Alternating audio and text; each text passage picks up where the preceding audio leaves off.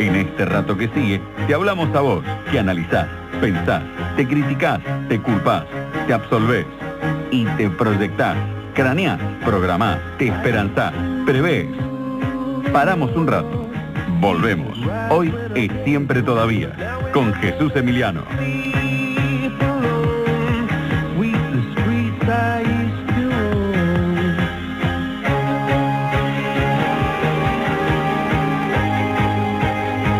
En este momento le está dando un beso, un saludo a Caro Palandri y ya se está preparando y está sentado. Y está Oscar Bertone, que es el al limón de la jornada. Oscar, ¿cómo anda eso? Bien, muy bien. ¿Qué tal?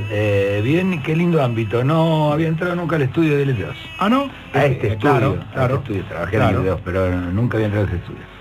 Te ponen los chicos, Sergio Tione en los controles, Beatles, obviamente. Estamos bien orientados, ¿no? Por ahí. Están recontra bien orientados y que cuando venía en el auto escuchaba que poner los redondos, que también pone otras cosas de los Beatles y estamos salvados. Y tipos jóvenes a los que yo sigo como vos o como el pelado que tiene su programa también en el cable, ponen mucha música de los Beatles, estamos salvados. ¿Y qué futuro del periodismo está salvado más por eso que por las cosas que diga? Que por otra cosa. ¿Qué darías por ver a Beatles? ¿Qué cosa? No, te aviso. A Paul lo vi 4 veces. Sí. Por eso digo, pero... Es más, una vez viajé con la plata justa a Miami, me sobró $1 para comprar un llavero, el único souvenir que pude traer. Mirá vos. Al único que fui fue a verlo a él. ¿Y fue la primera vez que viste a McCartney? La tercera. ¿La primera? Estadio de River. Cuando vino la primera vez. Cuando vino, sí, la primera vez hace ya más de 20 años. Y en el 94 creo que fue, sí, 94. Sí, hace muchísimo. Las 2 veces de River, Miami y ¿qué otra? Uruguay. Y Uruguay. ¿Fuiste ahora a Montevideo? Sí. Claro, mirá vos. No en estos días, del año pasado. La del año pasado, claro. Qué pena que no haya venido ahora. Sí, nunca entendí cómo fue la historia. Creo que quedó muy impactado la gente del espectáculo, los que cortan todo eso, Me parece que el tema de Roger Waters lo acobardó un poco a McCartney. Me parece que no quiso la comparación. ¿Sí? Después de los 8 recitales, claro. También había Roger Waters, ¿no? Sí, impresionante. Sí. Otro fenómeno. Sí, algunos de esos gustos me he dado, Mira qué bueno, Creedence. Claro, qué bárbaro. John Fogerty. No estaba Fogerty, ¿no? Pero vino Creedence acá al Teatro Círculo. Estábamos con saco y corbata, recuerdo. No sé, Deep Purple. Claro. ¿Deep Purple no vino acá a Newell's? Deep Purple sí estuvo en Newell's, sí. Que sonó medio feo. Sonó muy mal y sí, mi oído, el derecho estuvo complicado durante una semana, porque se lo había de costado. Claro. The Tremelows, hace mucho tiempo, una banda que actuó acá en Provincial por el hecho de que... ¿Por qué los Tremelows, me acuerdo? Porque alguna vez en Odeón tenían que elegir entre los Beatles y los Tremelows para grabar. Mira vos. Y eligieron los Tremelows porque vivían en Londres. Se equivocó un poco, el productor se equivocó. Galeano tiene escrito algo lindo sobre eso, sobre el productor que tomó la decisión de que muchas guitarras no van del Beatles. Bueno, ese productor después lo consultó a George Harrison, dijo, no hay ningún otro grupo así como ustedes, porque yo 2 veces no quiero meter la pata. Si hay un grupo que se llama los Rolling Stones, lo contrató sin escucharlos. Claro. Que tenían buena relación entre ellos, más allá de sobre todo con Harrison. Sí. De hecho, Jagger y Richard han grabado cosas de Lennon y McCartney. Sí. McCartney un día le escuché decir con un poquito de sorna, esto de que sí, somos muy, muy buenos amigos, nos queremos mucho. De hecho, nos pidieron un tema y estábamos con John, y en un ratito fuimos, lo escribimos y se lo dimos, como diciendo... lo que ellos, generosos que son. Claro, y aparte como diciendo, lo que a Jagger y a Richard y a Brian John los deslumbraba, nosotros en 5 minutos lo habíamos hecho. Un poco de malicia debe ser, ¿no? ¿Quién es Oscar Bertone? Un muchacho, hijo de un matrimonio de cabecitas negras, a pesar de que mi padre es de rubio, pero no importa, de trabajadores que en la época del peronismo iban detrás del trabajo, venido del campo, mi padre obrero gráfico y carpintero, mi madre aportaba lo que podía haciendo un curso de modista y un curso de peluquería en Escuelas Ronga, sí señor, yendo a domicilio, y así se compró la casita y el plan Evita y después el terreno al lado. Tuvieron 2 hijos, mi hermano y quien te habla, y su única obsesión era que estudiaran. Qué bárbaro. Todo lo demás era secundario. Perdón, que estudiáramos. Sí, sí, sí. La universidad fue un regalo, ya Claro. la universidad era una cosa fantástica, ¿no? Y que le hayamos ido a la universidad, para ellos ya está. Terminó, todo hecho. La famosa idea esa de, en este caso no mi hijo el doctor, pero sí la chapa, ¿no? De que los hijos No, puedan es tener... hijos de gringos, totalmente defensa. convencido de que el estudio te salva. Cosa que yo sigo creyendo, Sí. absolutamente, Sí. absolutamente. Puede haber cambiado la forma, pero no el contenido. Sí, absolutamente. Hoy en la apertura escribimos algo sobre Eva, que un día como hoy nacía, y queda la imagen, ¿no? del famoso cabecita negra ese que iba con todos los sueños a la capital o al Gran Buenos Bueno, Aires. yo a nací en trabajar. Buenos Aires, por eso, yo soy porteño. Yo soy rosarino, soy más rosarino que el Monumento, pero nací porque en esa época mi padre consiguió trabajo de gráfico en Capital Federal. Claro, claro. Apenas pudo volverse más cerca de su lugar, consiguió trabajo acá, se vino por acá. ¿Y siempre siguió en lo gráfico? Siempre en lo gráfico y en la carpintería. Ah, mira vos. Vicio que heredé. Mal, mi viejo es un artesano, yo soy un pobre aprendiz. ¿Vive tu papá, Oscar? Mi padre tiene 91 años y vive, mi madre tiene 90 años y vive. Impresionante. Sí, y viven, yo diría que bien. Impresionante.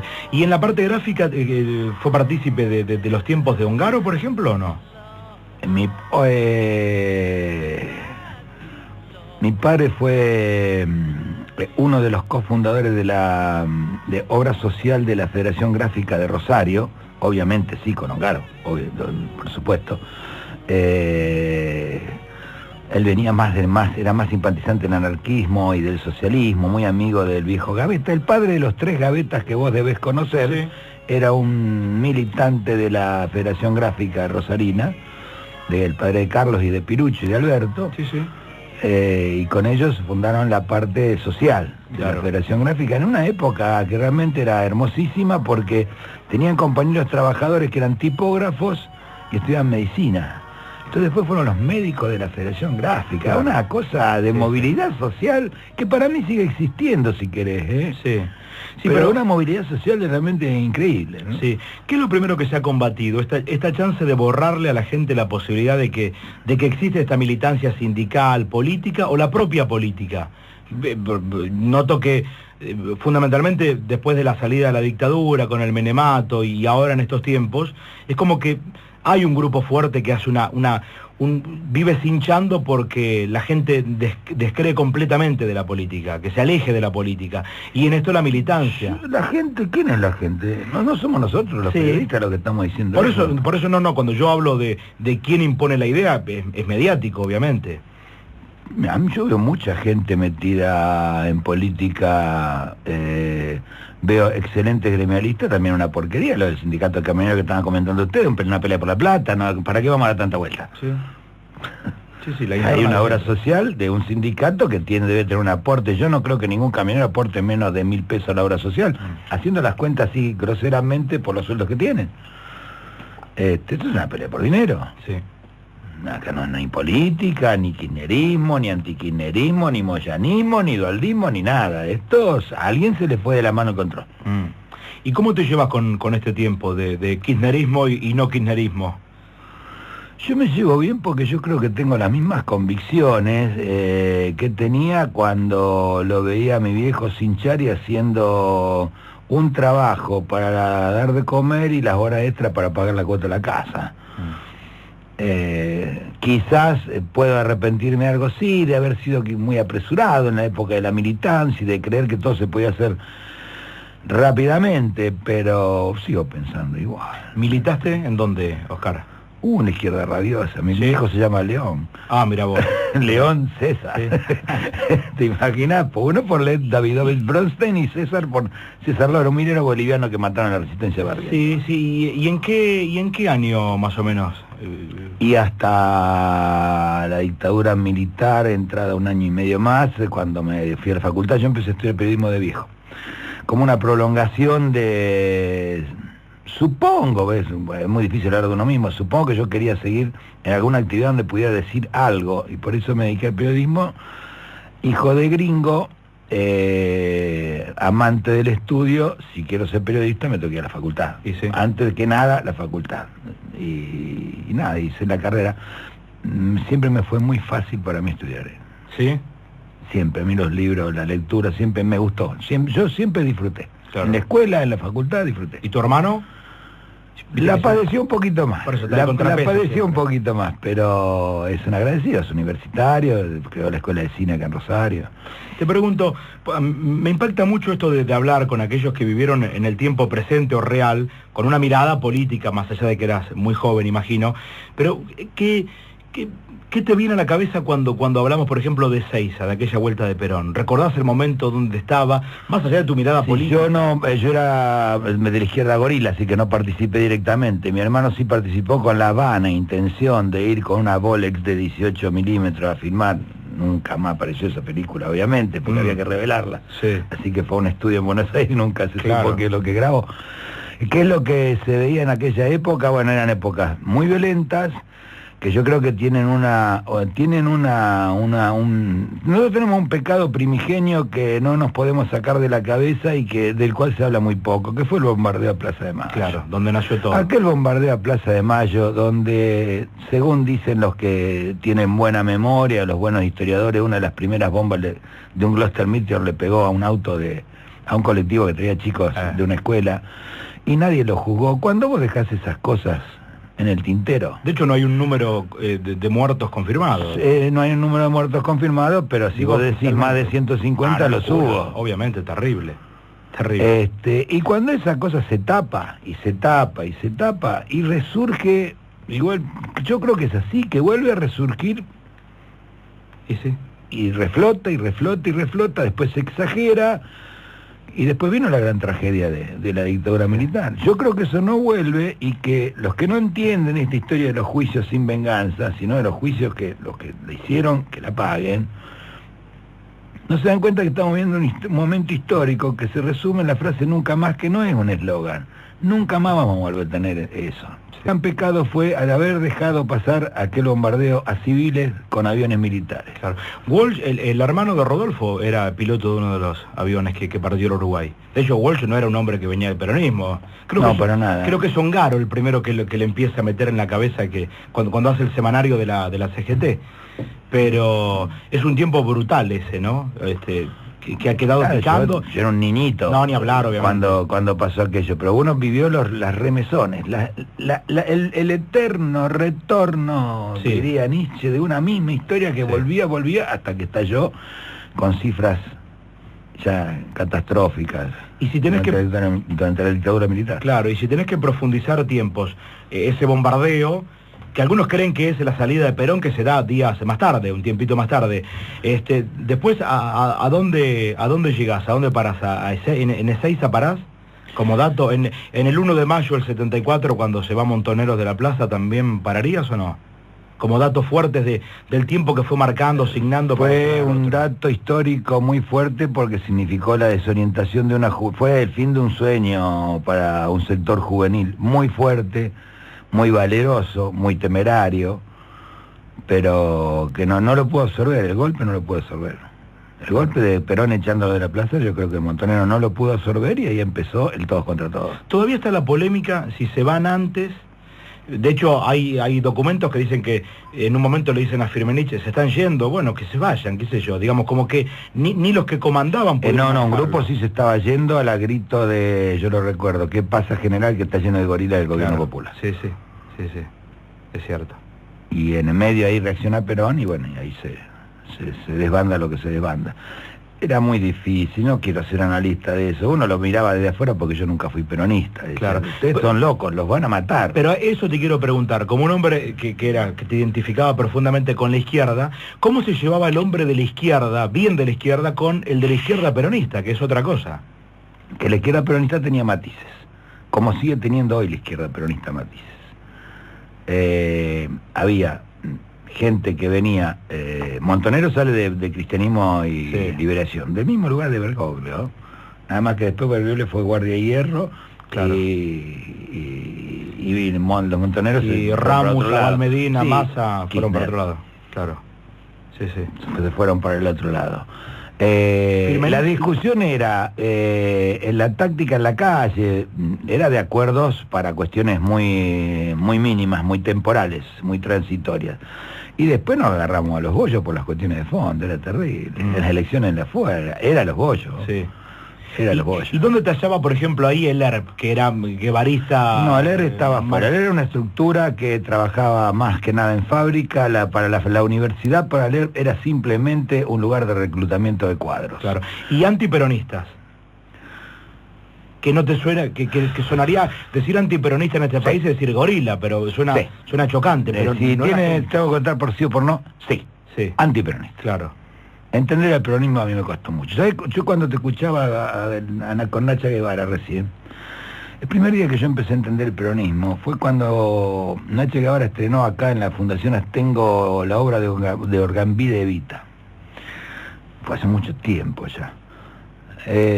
Pero todavía quedaban algunas señoras, era una tarde de invierno, las entradas se distribuyeron por invitación, y había muchas señoras que uno notaba por el maquillaje, los años, los peinados batidos, que habían sido, seguramente, habían vivido esa época. La obra estaba tan bien hecha, y Nacha Guevara estaba tan bien maquillada que aparece en un hipotético balcón debajo de una luz, y por mis hijos yo vi más de 30 personas levantarse y persignarse. Qué bárbaro. De mujeres, obviamente, porque la impresión que la veían revivida. Digo, me parece que hay algo que yo no entiendo de este pueblo, porque eso es amor incondicional, hay que entenderlo eso. Hay que entenderlo. Sí, y después la otra idea, superando el marco EVA, que es tan fuerte, esto de Soriano de yo no sé nada, yo soy peronista. Eso es fuerte también, ¿no?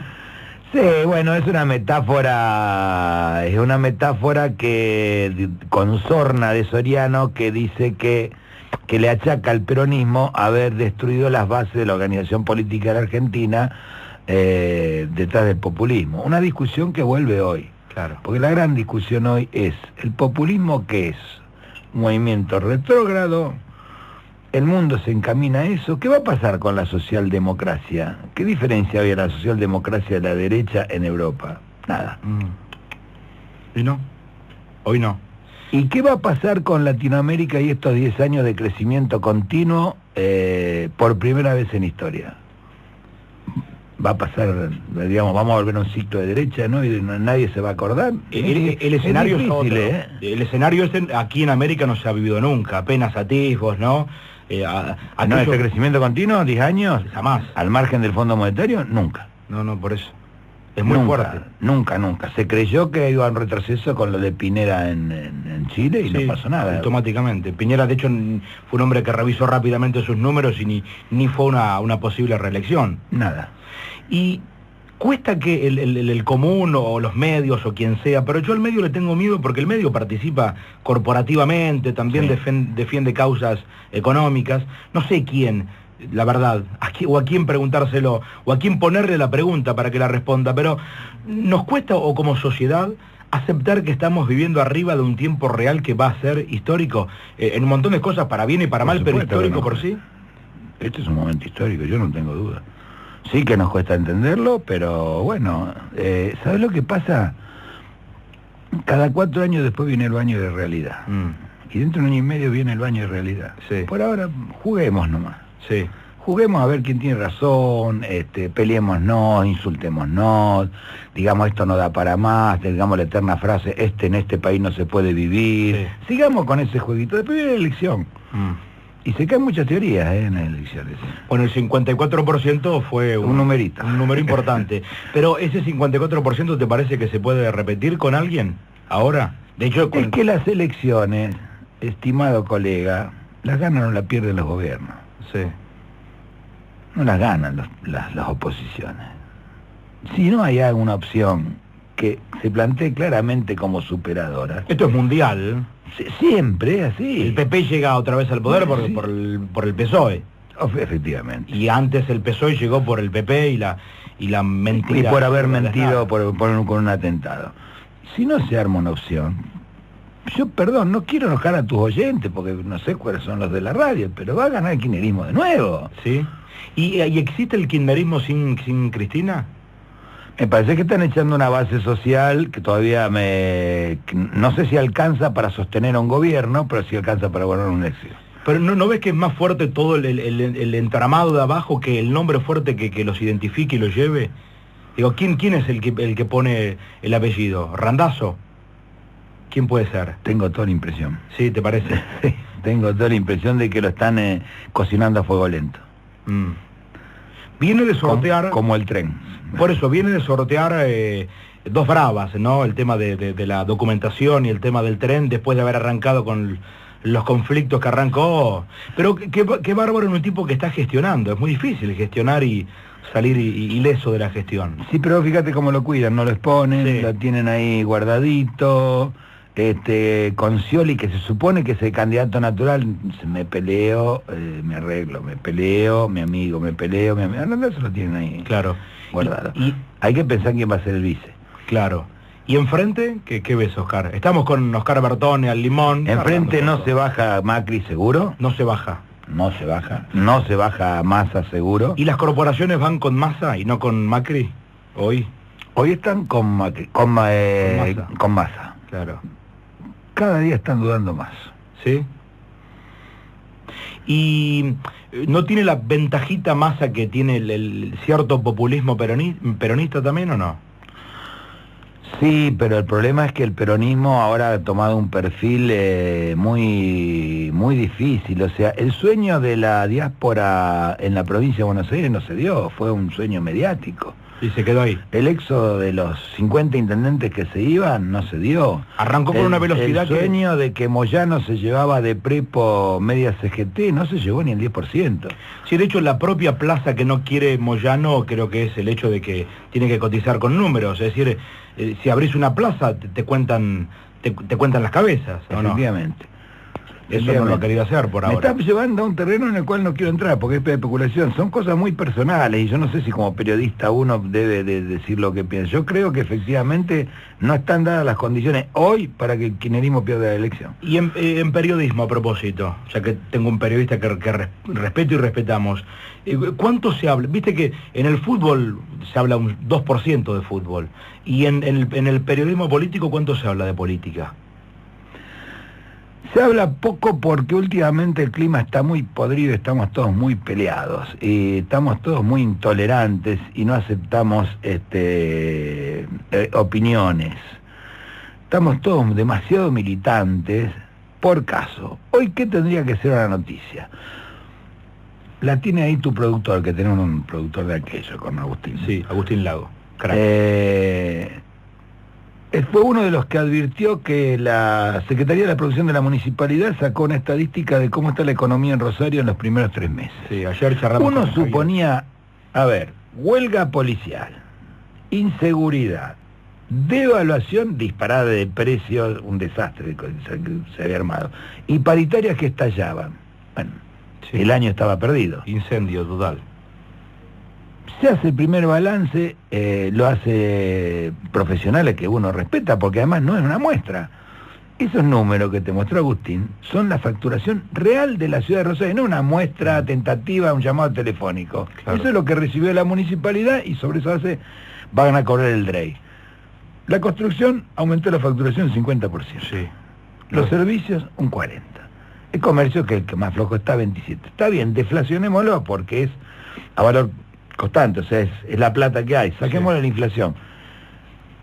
No habla de un gran crecimiento, pero tampoco habla de una explosión de la economía ni de una crisis. Y los que se apresuraron a largarse a la campaña electoral pensando de que el escenario va a ser de desastre económico, me parece que se apuraron un poquito. Sí, te pregunto, y bajo este marco de una cierta cautela o una cierta regularidad, ¿a quién le juega a favor? ¿Al gobierno provincial o le juega a favor al gobierno nacional? ¿Qué cosa? ¿La economía? Esta meseta, que no es negativa, porque en tiempos... Por ahora es neutra, pero muchos operadores políticos de la oposición se están dando cuenta que el apocalipsis está un poco más lejos de lo que creían. No te voy a poner nombres, pero la pregunta va por este lado. Hay alguien que quiere ser presidente, pero que ya gobernó una provincia. Gente suya gobierna la provincia, ¿cierto? ¿Qué necesita? ¿Que esa provincia se incendie para que haya poca respuesta nacional o que eso vaya bien? Mira, yo tengo de las personas que está hablando, por las personas que está hablando tengo un afecto muy especial y creo que fueron una bendición para esta provincia. Sí, sí. Pero me parece que en algún punto, estamos hablando de Wiener, estamos hablando de Bonfatti, estamos hablando de eso. En algún punto, la división entre quienes tienen que gestionar y llevar la diaria todos los días, con estas crisis que hubo, sí. Hace 3 meses hubo, repito, huelga policial, crecimiento del índice de homicidio, precios que se desbarrancaban, paritarias incendiadas. Ciudad estigmatizada. Todo eso. La diferencia entre el que tiene que gestionar y el que va a ser candidato dentro de 1 año y medio. Yo le aconsejaría que los que van a ser candidatos empiecen a ver dentro de 1 año, no ahora, porque la embarran. ¿Y esto llevaría a una separación? Digamos, porque el que tiene que gestionar es pensarlo al revés. ¿Hasta dónde llega la amistad entre Bernie y Bonfatti? No, entre ellos dos, Bernie no se compara, uno es secretario de seguridad, sí. Pero este operativo conjunto, ¿hasta dónde va a llevar? Sí, digamos, ¿quién va a sacar más rédito en el final de la carrera? ¿Cómo termina? Porque esto tiene costos políticos. Sonó el top. ¿Te quedas un rato, Oscar? Sí, cómo no. Un poco de política y después un poco más de la vida y todo lo que genera un hombre que insisto, respetamos y que queríamos escuchar al Limón. Acá llegado, se sentó y empezamos a hablar y a compartir el mate y a compartir también la radio. Mi abuelo era comunista y debió exiliarse en Uruguay durante Perón. Pudo volver después del 55 y había pasado tanto tiempo, ni sus hijas lo reconocieron, dice Renata. Bueno, el pueblo uruguayo nunca quiso mucho a Perón, de hecho, ¿no? Ningún país latinoamericano quiso a Perón y lo identificaron con la época de los dictadores latinoamericanos. Lo que pasa es que nos vamos a tener que convencer que son especiales. Con un dato, Uruguay es un país que se le parece un poco a la Argentina, porque mucho. Sí, claro, el resto se nota mucho el paso de no Perón. La frase fue de Guevara. Guevara era un antiperonista que cuando caminó Latinoamérica comprendió lo que había significado la mano de Perón. Volvemos en un ratito. Oscar Bertone nos mejora la tarde al Limón en este miércoles. Oscar, ¿fútbol o política si tenés que elegir? Periodismo obviamente es algo que uno lo pone, imagino, por delante de todo. ¿Sí? Música. Y con Newell's siempre te llevaste, obviamente, uno nace y no cambia, pero ¿te acordás el primer equipo que viste de Newell's o no? Tarnaschi, Ambrosini, Ponce, Amaya, Peano, Isachi, Eduardo Solari, Diego Zucca y Consecao. Qué bárbaro. Piano y Sachi que se fueron a Racing. Yo creo que Central no me acuerdo los 5 delanteros, pero Andrada, Casari, Cardoso, Aranda, Mullón y Bautista, estaba ahí el Gitano Juárez, Menotti, estaba el Nene Fernández, estaba Menotti, Jiménez y Castro. Castro, claro. Se me van a mezclar algunos, sí, pero no muchos. Sí. ¿Y a quién de Central siempre temiste? Es decir, juego contra Kempes, no sé. El Gitano Juárez era un pibito, vos. Sí, yo era un nene, no tenía ningún recuerdo. Es más, a Menotti yo nunca lo vi como jugador de Central, a pesar de que recuerda un cartel y que le metió un gol a Carrizo desde... Sí. No había televisión ni lo vi yo eso. El gol creo que hoy pateó desde regatas, pateó, porque va pasando el tiempo. Ojo, pateaba 3 dedos. Sí, muy bien. Una pata de caballo tenía. Impresionante, si le pega. ¿Hablaste con Menotti muchas veces o no? No, un par de veces cuando era gerente de noticias en Canal 5. ¿Y qué te parece, Menotti? Porque es un tipo que, vinculado al fútbol, a la política... Me parece un tipo inteligente, pillo. Me parece más que nada pillo. Típico de una generación. Lo crió el Gitano Juárez, que era un bohemio. Lo crió el Gitano Juárez y él empezó su primera arma como director técnico de Newell's. Claro, sí. Igual que Sof. Con el Gitano trabajando. Sí. Claro. Y porque está esta contradicción, ¿no? Dictadura, hombre del comunismo, sin embargo no es... Por eso era un pillo. Claro. Era un pillo. Sí. Pero los convenció. Yo creo que su formación PC prusiana, más que PC prusiana, fue lo que le encantó. De Moretti, esa gente. Le encantó a los militares. Este tipo nos va a ordenar las cosas. Ah, sí. Y las ordenó. Sí, igual él llegó antes. El tema es que se quedó cuando... Sí. Porque el golpe se da en el 76. Ellos estaban en Polonia jugando un amistoso cuando se da. Pero los militares, cuando vieron que el tipo tenía un plan de trabajo tan ordenado, tan fácil de entender, porque era novedoso, Claro. lo que planteaba él, todo para la selección. Y ellos se plantearon en su imaginario loco de que ganar el Mundial era ganar una batalla política, lo que yo sé que soy minoría cuando digo que para mí es una soncera, qué sé yo. Alfonsín, el mejor Mundial se ganó con Alfonsín, Sí. y Alfonsín ni siquiera salió al balcón y no necesitó ese rédito, Sí. y le fue mal a pesar de que ganó el Mundial. Sí. Pero bueno, para los militares vieron a un tipo esquemático, armado, que hablaba en castellano además. Que no es poco. Sí, claro, en esa época los directores técnicos no hablaban en castellano, Sí, con algo de lectura. Hoy creo que tampoco. Bueno, fue mucho, y por eso se lo dejaron. Claro. Como periodista, ¿a quién te hubiese gustado entrevistar? ¿A quién me gustaría entrevistar? A la presidenta cuando deje de ser presidenta. Sí. ¿Ahí va a decir mucho más? Ahí escapan de un protocolo, se sueltan. No, tiran. pues me divertiré porque sería más divertido. Yo creo que no va a pasar tan mala historia como algunos creen, así que y que no creo que no creo que quiera volver tampoco después que se vaya. Digo esto con mucho respeto. Escuchándote, más de uno estará diciendo, Bertone es kirchnerista. Y que piensen lo que quieran. Yo soy grande ya. Mira. Te voy a decir una de Gabriel García Márquez. Todos tenemos una vida pública, una vida privada y una vida secreta. Es grande, Gabo. Lo bueno es ser coherente entre las tres vidas que uno tiene. Todos tenemos ese tipo de vida. Si alguien me escucha completo, o se toma el trabajo de interpretar lo que uno dice, me va a entender en mi vida pública, en mi vida privada. No era secreta porque no se lo voy a contar a nadie. Quiere decir que yo soy kirchnerista, ¿por qué? Porque veo... ayer estuve haciendo una entrevista a un especialista chileno y digo, escúcheme, mi amigo, esta historia de los nini, los pibes que no trabajan ni estudian, ¿existe o no existe? Me dice, ¿usted qué piensa? No, yo pienso que no, porque cuando veo las estadísticas nunca vi tanta gente estudiando. Me parece que tenemos otro problema, que la escuela retiene mal o que no enseña bien. Claro. Pero el chileno dice, bueno, según la UNESCO, nunca en la historia de Latinoamérica hubo tanta gente estudiando en las escuelas en todos los países de Latinoamérica. Sí. Nunca. Quizá el problema sea otro. Entonces, no es que uno sea kirchnerista, no me gustan los eslóganes. ¿Con qué me quieren correr? ¿La corrupción? ¿La corrupción de quién y en qué país? En un país donde solamente en esta ciudad, este medio es el único que tiene el personal en blanco y con el aporte pago, y el mío. Sí. Porque la verdad, digamos, ¿quiénes son los sanos? Entonces, la corrupción. Ni la corrupción de los políticos, no sé si es muy distinta a la de los privados. Claro, no, absolutamente. Pero también está esta mirada de ser muy crítico con lo estatal, ¿no? Hay una fortaleza de la gente y... Pero eso me parece que es más mediático que otra cosa. No, obviamente, todo es mediático, pero digo... Me parece que es más trabajan mediático que mucho. otra cosa. Lo que pasa es que lo mediático pisa muy fuerte, es muy amplio, es muy grande. Sí. Digamos, Sí. hoy corren con ventaja. En el imaginario. Sí, obviamente, pero es En el fuerte. imaginario. Eso es como creer que los mensajes que se pasan atrás abajo de las noticias del diario Clarín o en el diario La Capital son la realidad. Sí. Y no son la realidad, son la opinión de un grupo de gente. ¿Y cómo te llevas con un tipo que creo que es muy amigo tuyo, con Eduardo Van der Kooi? Con Eduardo Van der Kooi somos más que amigos. ¿Cómo me llevo? Fantásticamente bien. Hace 1 año y medio que no podemos hablar de política.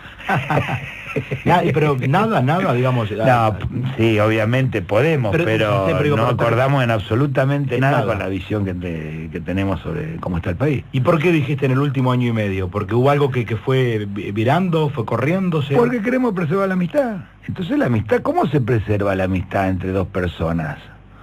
¿Cómo se preserva una pareja? ¿Cómo se preserva una sociedad, una empresa? ¿Cómo se reforma un código penal? Sí. Discusión que hay ahora. Sí.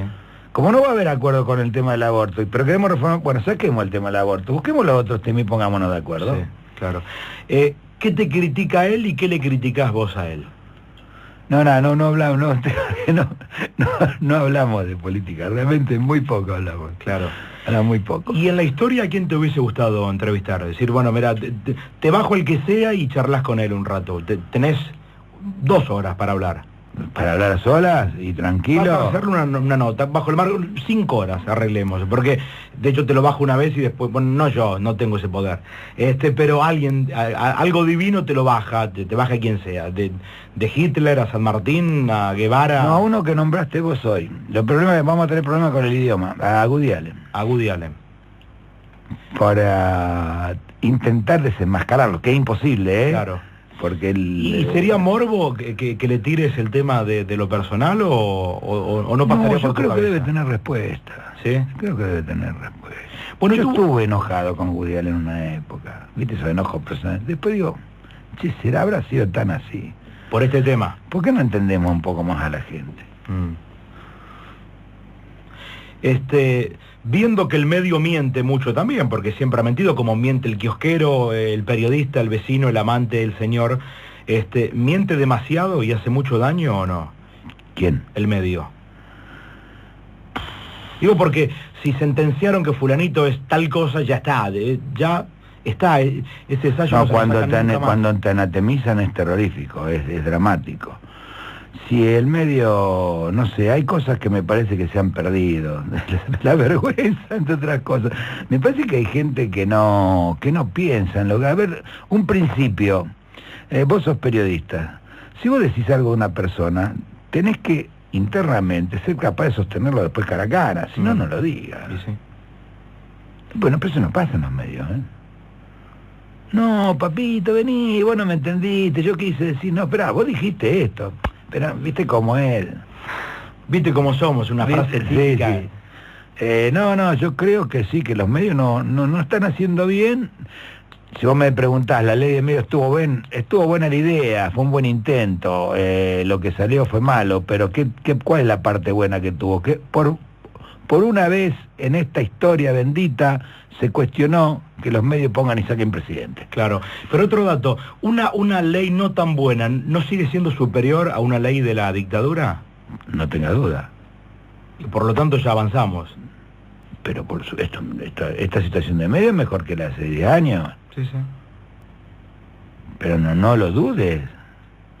Vos no tendrías oportunidad hace 10 años. No, absolutamente. Olvídate. Sí. ¿Usted por qué yo empecé en el ET8? Para que no seamos tantos, digamos la verdad, pues total no hay nada que...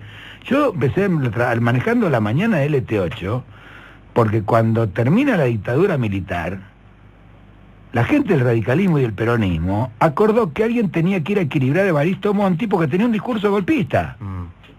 Y terminé yo ahí Yo jamás fui a pedir un trabajo en medio, yo trabajé acá y tampoco vine a pedir trabajo acá. Me llamaron. ¿Y cómo fue esa época de competir con un tipo como Monti, por ejemplo? Me divertí, ¿sabes cómo me divertí? Pues sí. Perdón, si vos vas con un número uno, pero con un super número 1, aquella conoció toda esa época. Caro Palandri.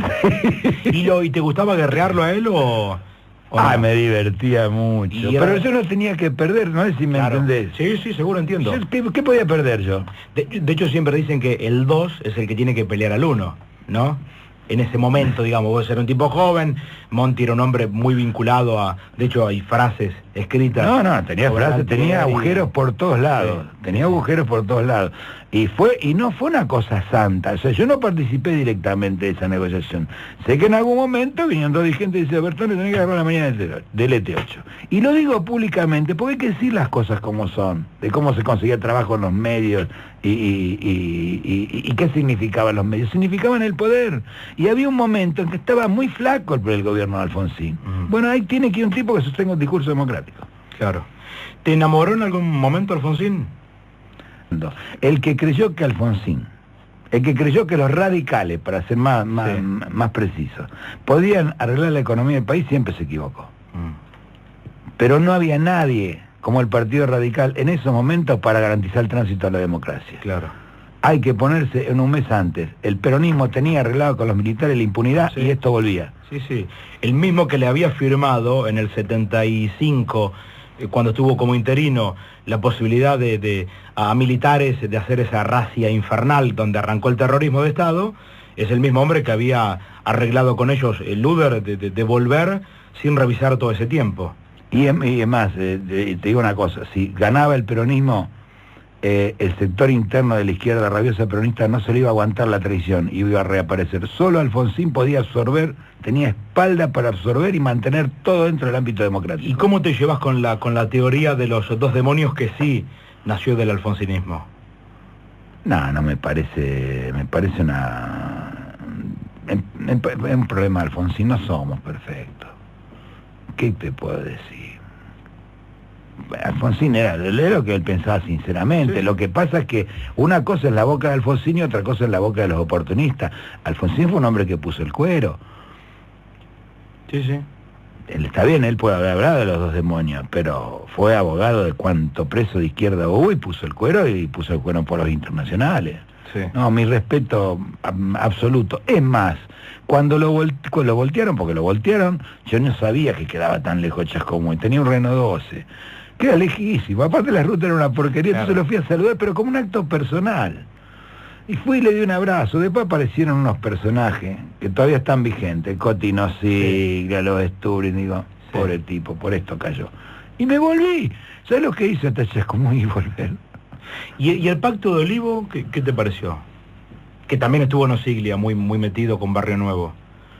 Yo creo que el Pacto de Olivo fue un error gravísimo, porque ya estaba garantizada la estabilidad democrática, no se iba a perder la estabilidad democrática. ¿Y eso qué pudo haber sido, digamos, el interés por estar todavía? Yo creo que estaban fatigados, Alfonsín, estaba cansado.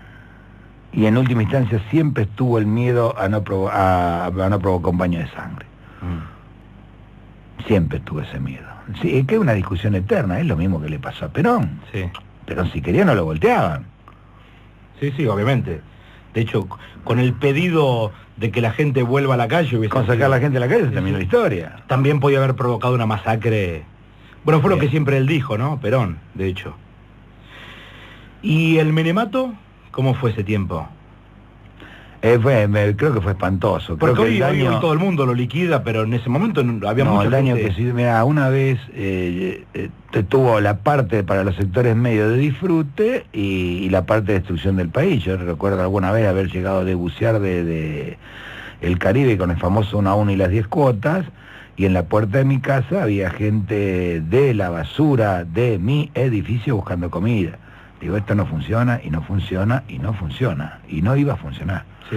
Pero nos comemos de espejismos y somos muy fáciles de convencer en algunas cosas. Por esa razón, algunos oportunistas dicen que hoy estamos viviendo lo mismo que el menemismo y que esto es una fantasía. Y yo creo que no es así.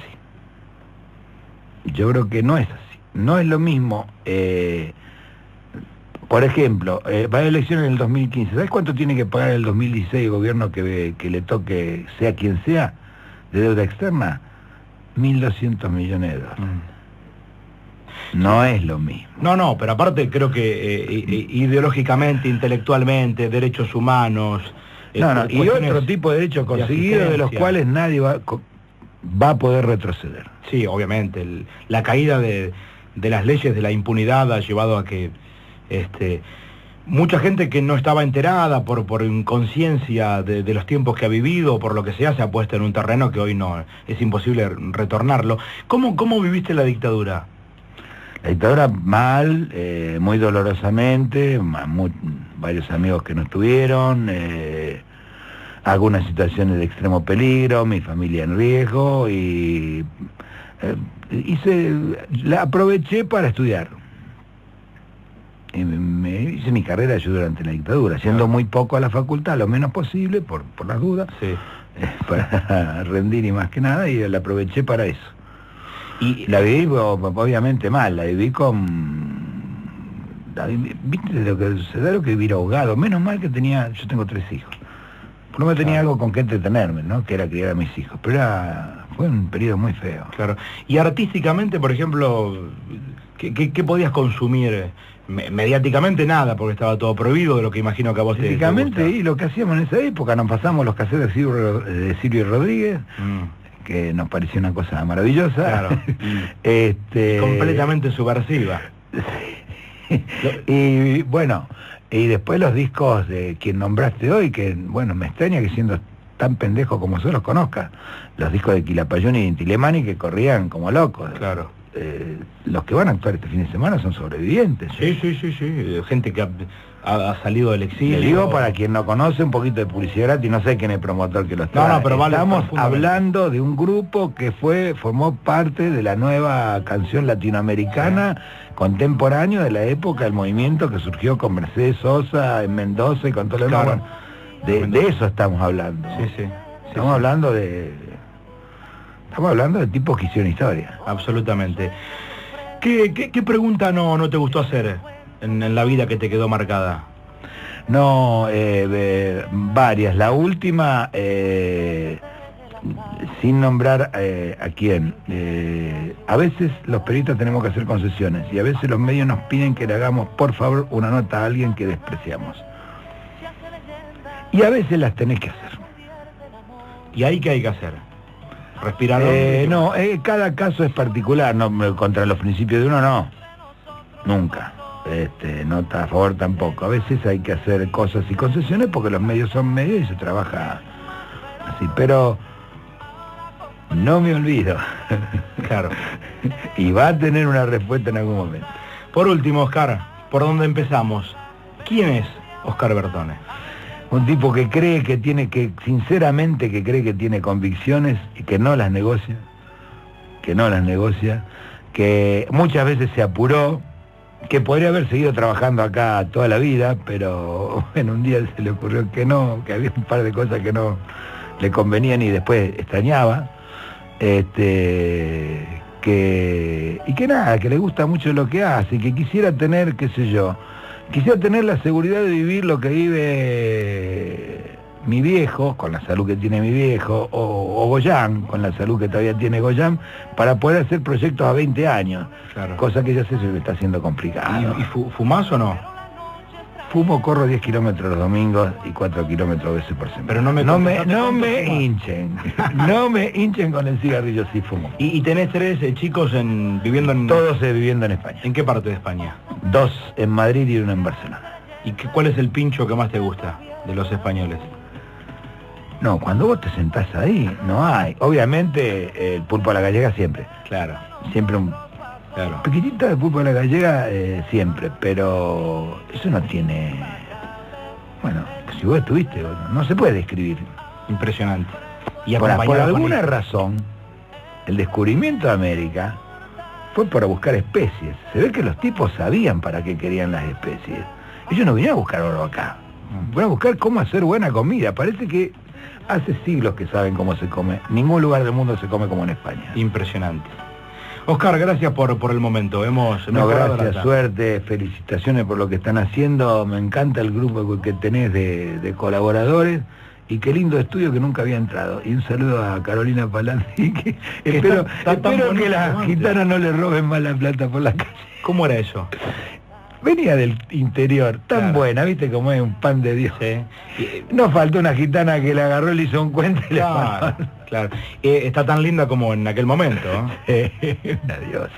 Oscar, gracias por la visita. No, gracias a vos, Muy amable. Oscar Bertone, al limón, mejoró profundamente la jornada. Era el mar.